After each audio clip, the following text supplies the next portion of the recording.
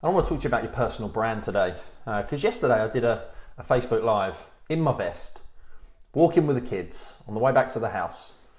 And it was just more about being your true, authentic self, because so many people put off doing social media and building their personal brand, when in actual fact, it's the one thing that everybody needs to be doing right now. But I know a lot of people actually don't appreciate or necessarily understand what a personal brand actually is. Now, what is your personal brand? Well, a brand from a guy called BJ Cunningham, who's a massive branding expert, talks about, it's what people say about you when you're not in the room. It's how you leave people feeling. It's the emotion that you make, that you cause in people. It's also the feeling that you leave people with. And we all have a personal brand, but are we actually living true to it?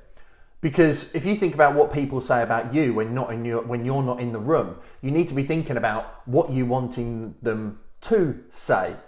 But that only comes, I have a saying, which is creating content creates clarity.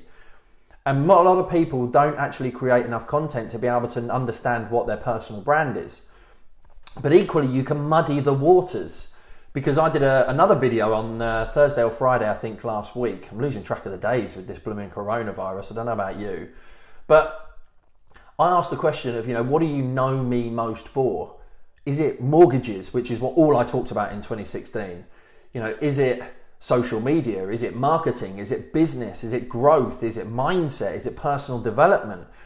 And I'm trying to get an understanding as to what my audience think and what you guys think, because what you say about me when I'm not on social media is effectively what my personal brand is. Now, I know that I came up with PRO as being my personal brand association, because PRO to me means perseverance leads to results, which creates opportunity. But it's also about being the best version of yourself.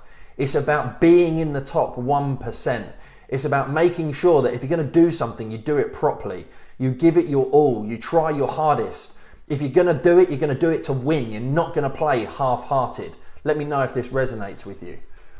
And I think now is an opportune time where you could be utilizing social media to your advantage on every single channel.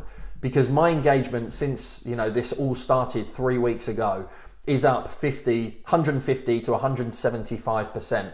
My views on Instagram, and I've put a lot of effort into Instagram over the last couple of weeks, have gone from 150 on an average 7 days to now 932 over the last 7 days. Because everybody is on social media.